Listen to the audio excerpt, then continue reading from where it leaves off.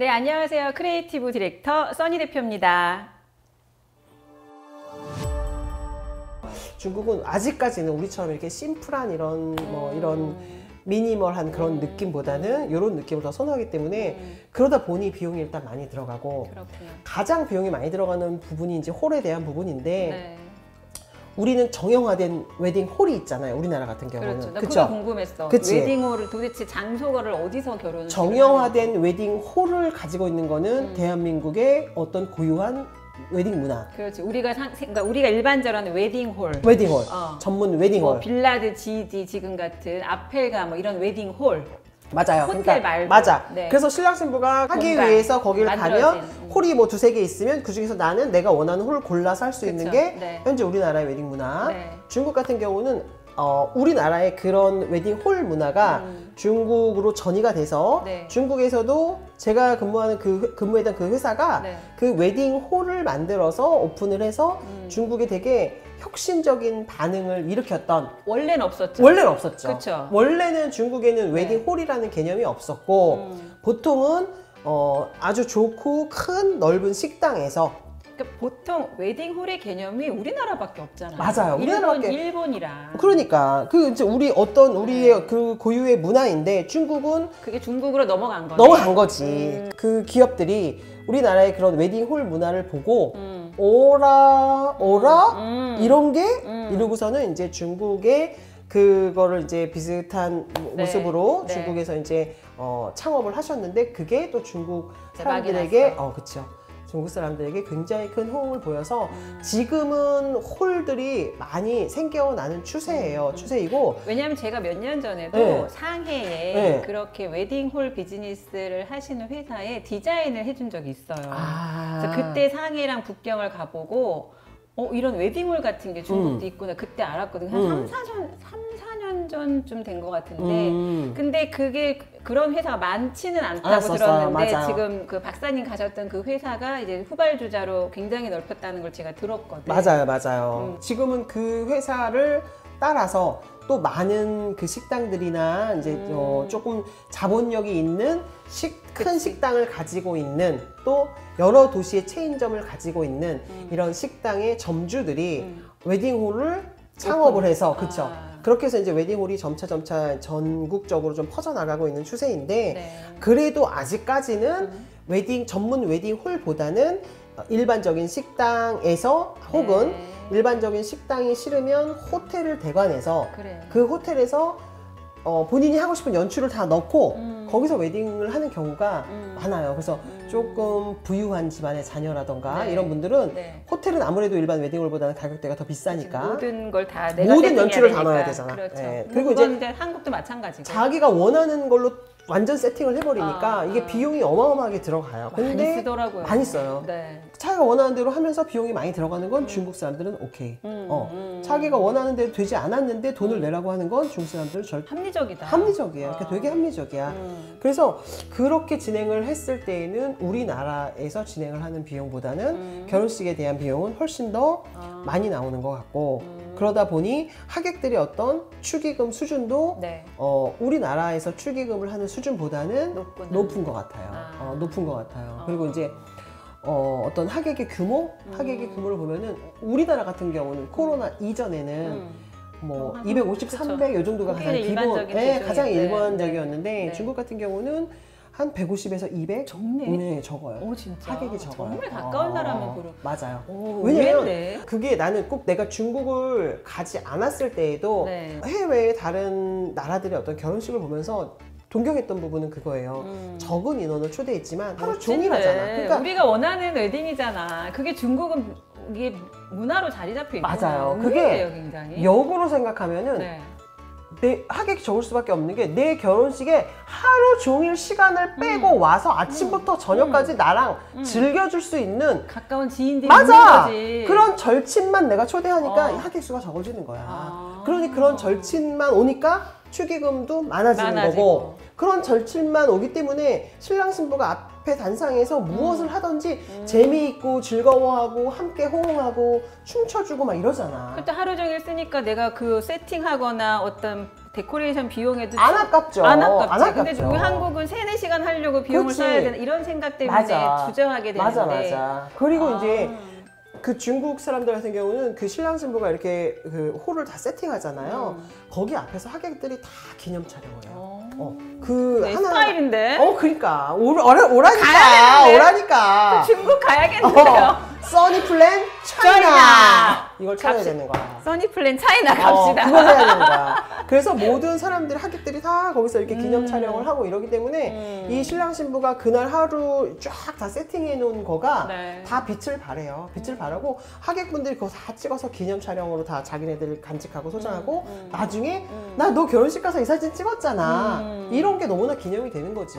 그러니까는 돈을 많이 써도 나는 솔직히 안 아깝다고 생각해요.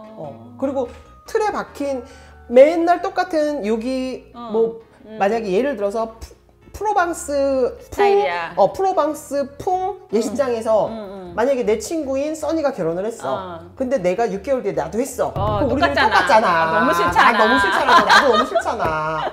근데 내가 돈을 더 드린다고 돈을 더 들여서 나는 프로방스 싫어. 나는 그냥 정말 유니크한 게 좋아. 나도 그러면 나는 또 다르게 할 수 있는데 솔직히 우리나라는 그게 조금 어렵잖아. 웨딩홀은 힘들잖아 그게. 네. 그런데 중국은 어쨌든 자기네들의 스타일에 맞춰서 그렇게 하고 그렇게 하기 위해서 많은 비용을 투자하는 것도 결코 아까워하지 않고 그런 문화는 나는 참 좋은 문화라고 생각을 해요. 그러면 중국에서는 이렇게 준비할 것들이 많은데 이 결혼식을 그럼 우리나라 이제 국내 같은 경우 웨딩 플래너들이 있잖아요. 이렇게 좀 결혼 준비를 도와주는 중국도 이런 직업군이 있나요? 그러니까 우리나라의 어떤 웨딩 플래너와 좀 여러 가지 좀 나뉘지. 나뉘지. 저 같은 그치. 디렉터의 개념이 있고 그쵸. 정말 네. 스드메를 90% 위주로 그 알선해주는 웨딩 플래너가 있고 그 다음에 또 같은 플래너이지만 스드메를 뿐만 아니라 그 외적인 것까지 다 플래닝을 해주는 플래너도 있고 근데 일단 중국 같은 경우는 딱 스드메만 알선해주는 우리나라의 유형의 그런 웨딩 플래너는 없어요. 없어요. 네. 중국은 그렇지. 웨딩 문화 자체가 문화 그렇기 자체가 때문에. 다르잖아. 다르고 일단은 중국은 그 베뉴가 일단 중요하기 때문에 그리고 베뉴를 연출해야 하는 게 전체 결혼식 비용에 많은 비중을 차지하잖아요. 그러다 보니까 베뉴를 연출해 줄 수 있는 디렉터 그 디렉터를 중국에서는 나 중국 가야 되네. 딱이야 내가 보니까 나 중국이네. 말하다 보니까는 딱이야. 그러네. 써니의 시장이야 중국은. 나 가야 되네. 그래야 될 것 같아. 어떻게 그래서 해야 중국은 네. 그 베뉴를 다 컨트롤 해줄 수 있는 그 디렉터를 홀리처화라고 얘기해요. 홀리처화라는 직구는 명확하게 있어요. 그 중국말로 처화는 한국말로는 어떤 기획자? 약간 이런 뜻이긴 한데 웨딩 기획자네. 맞아요. 웨딩 기획자. 네. 얘네는 웨딩 기획자라고 해요. 근데 그 웨딩 기획자가 처음엔 나는 웨딩 플래너가 웨딩 처화인 줄 알았는데 내가 계속 있다가 이제 보니까 스드메만 연결해주는 웨딩 우리나라의 웨딩 플래너 개념은 없고 그 홀리 처화라는 그 사람들은 장소부터 시작해서 장소의 어떤 연출, 뭐 대관, 효과, 무대, 음향, 조명 뭐 이런 거를 다 세팅해주고 그 다음에 프로그램, 동선, 뭐 이벤트 이런 것까지 다 세팅을 해주면서 그게 메인이고 그거를 하는데 그 장소에 어울리는 드레스, 그 장소에 어울리는 메이크업 나잖아. 내가 그러네. 아니 내가 중국 가서 배워야 되는 상황이네. 아니 가서 가르쳐야지. 그럼. 아니 왜냐면 제가 예전에 북경에 있는 회사에서 이제 프로포즈가 왔는데 그때는 몰랐어. 왜냐면 중국이 이런 웨딩일 거라고 상상을 안 하고 도대체 나한테 뭘 원하는 거야 라는 생각 때문에 그때는 몰랐는데 크리에이티브가 그러니까 디렉터가 필요하다는 거예요. 맞아. 그래서 그런 거를 뭐 좀 할 수 있는 계약을 하자 이런 얘기를 했었는데 제가 추구하는 웨딩의 문화가 현재 중국의 웨딩 문화랑 너무 비슷하다라는 생각이 지금 얘기를 듣다 보니까 드네요. 맞아요.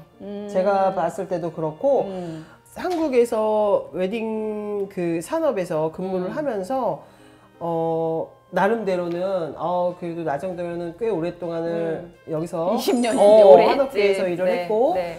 그렇게 생각을 했는데 막상 중국에 가서 중국의 어떤 웨딩 시장을 내가 경험해 본 결과 우리나라의 웨딩 시장과 그다음에 우리나라의 어떤 웨딩에 지금 적을 두고 있는 우리 전문가들, 웨딩 전문가들이 조금 이렇게 편협하지 않나 시각이 조금 더 광범위하게 왜냐면 고객이 원해서 웨딩 문화의 트렌드가 바뀔 수도 있지만 우리가 웨딩에 리드할 수도 있지. 그렇지. 우리가 웨딩 산업 현장에 투입되어 있는 사람들이잖아. 그렇죠. 그렇다면 네. 고객이 웨딩 문화를 리드하는 게 아니라 그에 앞서서 우리 전문가들이 웨딩 문화를 리드해서 새로운 트렌드를 자꾸 개발해서 만들어낸 다음에 고객이 그것을 초이스하게끔 만들어야 그게 제대로 된 전문 시장인데 맞아요. 왜 우리나라는 고객이 웨딩 문화를 선도하고 리드하고 이렇게 해줄 수 없나요? 전 이런 걸 원해요. 그렇지 해드릴게요. 않습니다. 그래요? 20년 전부터 했습니다. 저희는. 하셨어요? 그럼요. 네. 아시잖아요. 아니, 나 근데 많은 분들이 그거를 그렇게 그렇지. 안 하고 근데 사실은 20년 전엔 너무 힘들었어.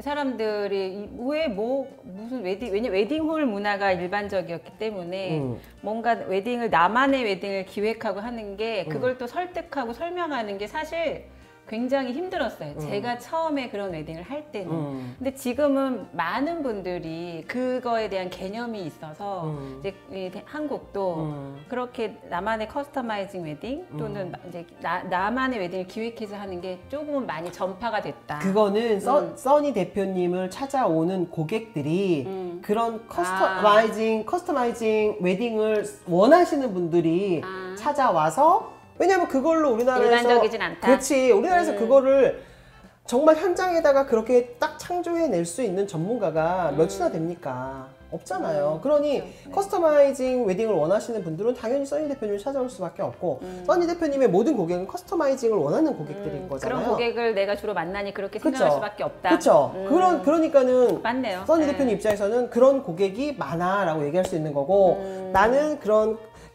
디렉터의 개념이 아닌 플래너의 개념에 있던 사람이다 보니 나를 찾아오는 고객들은 그런 생각을 하지 않는 고객들이 많았던 거기 때문에 나는 그렇게 느꼈는데 우리나라도 제가 생각했을 때는 이제 코로나라는 큰 시련을 겪고 웨딩 시장도 이제 많이 축소되고 또 결혼 정년기의 인구수들도 많이 축소되고 그러다 보니 자기들이 원하는 어떤 그 욕구는 더 디테일하고 맞아요. 더 높아졌을 거라고 생각이 돼요. 네. 그러다 보면 일반적인 어떤 틀에 박힌 웨딩보다는 자기만의 웨딩, 그러니까 비용이 더 들더라도 자기만의 어떤 웨딩, 이런 선호하는 스타일 이런 것들을 하고 싶어하는 고객들이 앞으로는 더 많아질 것 같고 네. 또 얼마 전에 이제 제가 여기 한국에 들어와서 이제 웨딩 시장 쪽 그 관계자들을 좀 만나 보니까 고객들의 어떤 그 원하는 게 예전에는 뭐 웨딩홀 뭐 이랬다면 지금은 그런 데 아니고 작은 뭐 소규모 어떤 장소 다양해졌어요. 많이 다양해졌어요. 맞아요. 그래서 많이 제가 예전에 웨딩 이쪽 산업에 근무했을 때하고는 또 전혀 다른 새로운 이런 트렌드들이 많이 생겨난 것 같더라고요. 그래서 우리나라도 좀 그런 문화가 앞으로도 많이 활성화되지 않을까 이렇게 기대를 가져봅니다. 그럼 베뉴는 그렇게 어쨌든 중국도 사실은 이제 우리나라처럼 웨딩홀 베뉴의 개념이 없다가 최근 몇 년간 확 이제 늘어났다는 말씀이시고 그럼 우리 보통 말하는 스드메 이런 용어 쓰고 싶진 않지만 이제 드레스, 사진, 뭐 메이크업 이런 전반적인 신랑 신부에 대한 스타일링 이런 것들이 좀 어떤 차이가 있는 것 같으세요? 어떠세요? 있죠. 있는데 좀 화려한 걸 좋아할 것 같아요. 맞아요. 그 얘기를 하고 싶었어요. 많이 조금이 아니고. 왜냐 홀이 화려하니까. 그러니까 홀이 일단 화려하기 때문에 모든 걸 다 화려하게 하시고 또 그 중국 분들은 일단 많이 해요. 장식도 많이 하시고 뭐 좀 컬러도 좀 뭐 빨강색 막 이런 거 좋아하시고 근데 홀 자체도 그렇게 막 빨강 파랑 막 이렇게 막 엄청나게 화려하고 조명부터 막 이러기 때문에 일단 드레스를 입으면 뭔가 반짝이는 느낌이 많아야 되고 커야 조명 되고 효과를 받는 커야 되고 뭐 머리도 뭔가 좀 많아야 되고 이렇게 좀 화려한 느낌의 어떤 스타일들을 많이 선호하시는 것 같아요. 일반적으로. 그런데 이제 중국에서도 보면은 그런 손님들 중에 고가의 손님도 계시고 뭐 일반적인 손님도 계시고 이게 유형이 나뉘잖아요. 근데 참 그 상위 계층에 있는 그 고가의 손님들은 역시나 화려한 것보다는 미니멀이야. 맞아요. 심플한 느낌. 그러니까 심플한 걸로 중국에서는 안 먹힌다. 이 이론은 아니야. 이 원하는 타겟에 따라서 다양할 수 있다. 지금 뭐 전 세계적으로 한류인 나라들이 참 많잖아요. 그리고 많죠. 또 우리가 영화나 뭐 음악이나 또 노벨상도 받았고 그래서 그런 영향들을 받는 나라들이 이제 꽤 많은데 중국은 어때요? 중국도 한류의 영향이 좀 있다고 봐야 돼요. 왜냐면 중국 분들, 그러니까 제가 실제로 중국 그 현지 분들을 만나서 이렇게 얘기를 해보고, 네. 저한테 이제 어느 나라 사람이냐? 그러면 저는 이제 한국 사람이다. 이렇게 얘기를 하면은, 일단 우리 한국에 대한 정보를 많이 알고 계시고, 우리 한국에 대한 연예인들도 많이 알고 계세요. 많이 알고 계시면서, 또 한국에 만약에 본인이 중국 사람인데 이제 결혼을 앞두고 있다, 예를 들어. 그러면은 중국도 다양한 매체를 접하잖아요. 접하다 보니까 뭐 한국의 어떤 드라마나 그 연예인들이 어떤 결혼을 했던 방식이나 이런 이미지들을 보게 되면 아, 이런 스타일도 되게 예쁘구나 라고 해서 본인들도 그런 스타일에 대해서 굉장히 좋은 감정을 가지고 계신 것 같아요. 그래서 뭐 그거를 똑같이 하시는 분들도 있고 그거에서 조금 변형해서 하시는 분들도 있고 또 한편으로는 그런 한류의 어떤 영향이 있기도 하지만 요즘 그 MZ 세대라고 MZ 얘기하잖아요. 세대. 네. 중국의 MZ 세대들, 중국의 어때요? MZ 세대들 같은 경우는 한류의 영향도 있기도 하지만 반대적으로 말하면 자국의 어떤 애국심도 굉장히 강해요. 중국은. 그렇구나. 그 MZ 세대들이 자국에 대한 애국심도 강해서 지금 현재 중국에서의 어떤 결혼 문화나 이런 거를 보면은 그 중국의 전통 혼례 이런 너무 좋은 문화긴 하다. 그러니까 나는 우리나라도 그래, 좀 우리도 전통 혼례 너무 멋있잖아요. 그걸 좀 제대로 키우는 그런 게 있었으면 너무 좋겠어. 근데 중국은 지금 그 MZ 세대들이 그래요. 애국심들이 굉장히 높고 자기네 전통 문화에 대한 자긍심이 되게 강한 것 같아요. 근데 이게 모르겠어요. 우리 국내에도 MZ 하면 굉장히 뭔가 좀 퉁퉁 튀는 것 같은데 요즘 또 다시 드는 생각은 그냥 되게 건강한 것 같아요. 맞아요. 네, 건강한 것 같아요. 건강한 것 같아. 그리고 나는 멋지더라고. 그 MZ들 보면 멋진 것 같아. 멋있어요. 네, 할 말 다 하고 이제 하고 싶은 거 우리 하고. 세대에서 하지 못했던 말들을 하는 게 약간 당황스럽긴 하지만 그게 어떻게 보면 굉장히 이제 정확하고 자기 삶에 있어서 이게 또 뭐 MZ 세대로 가긴 했습니다만 그래서 맞아 웨딩 고객들의 성향이 맞아요. 그래서 있겠네요. 어떤 한류나 한류뿐만 아니라 외국의 어떤 서구의 어떤 문화나 이런 거를 다 이제 이들도 많이 받아들이 보고 접하기 때문에 그런 것들을 선호하는 세대들도 많지만 또 한편으로는 중국 자국의 어떤 뭐 전통 문화나 이런 거를 선호해서 이렇게 웨딩 홀이 예를 들어서 코리안 스타일, 뭐 미국 스타일, 뭐 중국 전통 스타일 이렇게 이제 다양하게 갖춰져 있다면 이런 그 MZ 세대들은 중국의 전통 스타일도 많이 선택을 하는 편이에요. 그리고 외형적으로 서양 스타일이든 한국 스타일 하더라도 내면의 어떤 그 의식 부분은 전통을 따르는 경우가 또 많겠죠. 네, 그렇죠. 그런 거는 우리나라도 좀 그랬듯이 중국도 좀 그렇게 하는 것 같기는 해요. 그렇구나. 오늘 지금 박사님 모시고 여러 얘기를 나눴는데 그러게요. 많은 얘기를 우리가 또 나눴네. 그러니까 원래 제가 알고 있던 그 고정관념 이런 걸 좀 많이 깼던 시간인 것 같고 또 많은 걸 이 정보를 얻을 수 있는 좋은 시간이었던 것 같아요. 그래서 우리 구독자분들도 흥미롭게 이 얘기를 듣지 않았을까 싶은데 또 한번 뵈려면 너무 오래 걸릴 것 같으니까 오신 김에 우리 구독자분들 향해서 좀 말씀을 해주신다면. 내가 예전에 써니 대표님을 네. 초창기 때 만났었을 때 혹시 기억하세요? 저를 처음 만났을 때? 언제? 그게 어떤 자리인지 모르겠는데 어쨌든 웨딩 뭐 플래너 뭐 이런 사람들이 이렇게 모여가지고 뭔가 잡지 촬영인가 뭐가 있었어요. 그래서 우리가 이렇게 초반에 네, 그래서 우리가 이렇게 여러 명이 좀 만났었어. 그 자리에서 저는 써니 대표님을 처음 봤는데 그때 써니 대표님이 어떤 스타일이었냐면은 머리를 올백으로 쫙 올려가지고 여기다가 꼭대기에다가 하나로 묶고 한 홀도 안 내려. 여기다 하나로 묶고 정말 세다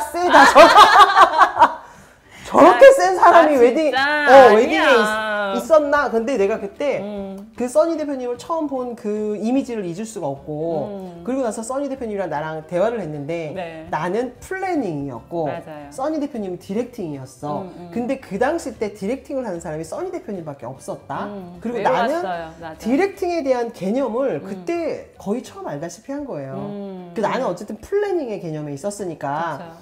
근데 내가 그때 써니 대표님이 디렉팅을 한다는 말을 듣고 아, 저런 게 시장에서 수요가 있을까? 그때 당시만 해도 난 그렇게 생각했던 거야. 박사님뿐 아니라 주변의 모든 사람이 그치? 그렇게 얘기했었어요. 그치? 네, 우리나라랑 안 된다. 맞아. 맞아요. 그러니까 나는 안 된다까지는 아니었지만 와, 이런 개념으로 이게 웨딩을 진행해도 이걸 진행하고자 하는 신랑 신부가 과연 있는 건가? 이 생각을 내가 많이 했었거든. 그때 그랬어. 맞아. 그러면서 5년 지나고 10년 지나고 그랬는데 세상에 시장이 바뀌었죠. 맞아. 시장이 그 완전. 시장으로 변해가고 맞아요. 있고 네. 오히려 스드메만 집중적으로 하는 시장은 약간 침체되면서 디렉팅 쪽이 활성화되는 시장이 왔잖아. 저 진짜 웨딩 시장에 약간의 양념 정도는 줬다고 정말 자부합니다. 아니 그래서 내가 한 써니 대표님을 만나고 한 10년 정도 지났을 때 와, 이분이 앞서가는 사람이었구나. 왜냐면은 그 당시 때에는 나도 어쨌든 최초의 창시자나 마찬가지인데 그렇죠. 나도 이해하지 못한 개념을 저분은 그거를 그 이전에 개념을 잡고 그 시장이 올 거라는 거를 대비해서 그때부터 지금까지 그 길로 나온 거잖아. 난 정말 대단하다고 생각해. 난 그때 그 첫 만남을 써니 대표님과의 첫 만남을 내가 잊을 수가 없고 우리가 이제는 후배들을 좀 양성을 하고 정말 그런 얘기 나한테 많이 해줬죠. 맞아. 그러면서 웨딩 산업 자체를 조금씩 우리가 발전시키면서 이게 좋은 어떤 웨딩 시장을 형성을 해야 하는 게 우리의 역할 아니겠니? 라는 부분을 우리가 여러 차례 얘기를 했잖아요. 맞아요.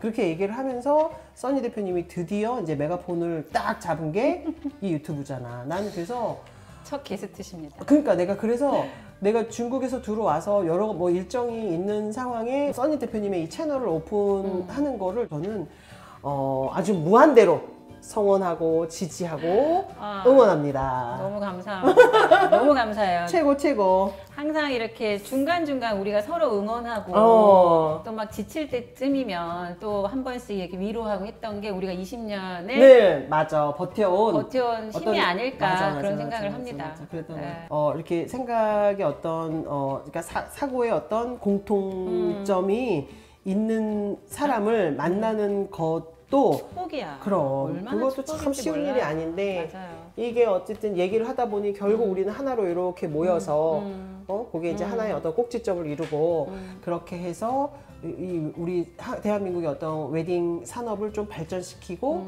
좀 더 좋게 가져가려고 하는데 우리가 이제 작은 씨앗이 될 수 있다면 맞아. 작은 발자취만 될 수 있다면 맞아. 그걸로 만족합니다. 어쨌든 네. 멋져요. 파이팅! 감사합니다. 파이팅! 우리 다음엔 파이팅! 중국에서 한번 합시다. 오세요. 알겠습니다. 상해로 오세요. 감사해요. 너무 네. 감사합니다. 감사합니다.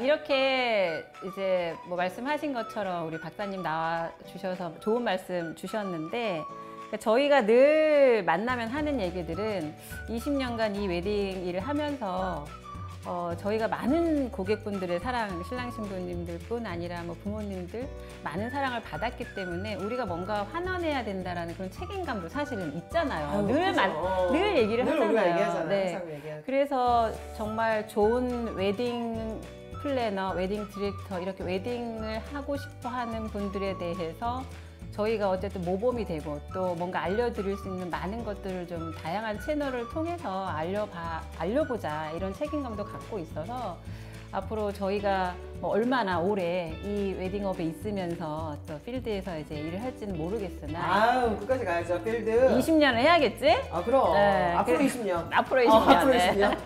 그래서 여러분들께 정말 진심으로 다양하고 유익하고 그러한 정보들을 알려드리려고 노력을 많이 하려고 합니다. 그래서 말씀해 주신 것처럼 끝까지 오랜 동안 관심과 사랑 부탁드리고 오늘 정말 어렵게 시간 내주시고 귀한 시간 내주신 우리 홍진미 박사님께 감사드립니다. 감사합니다. 감사합니다.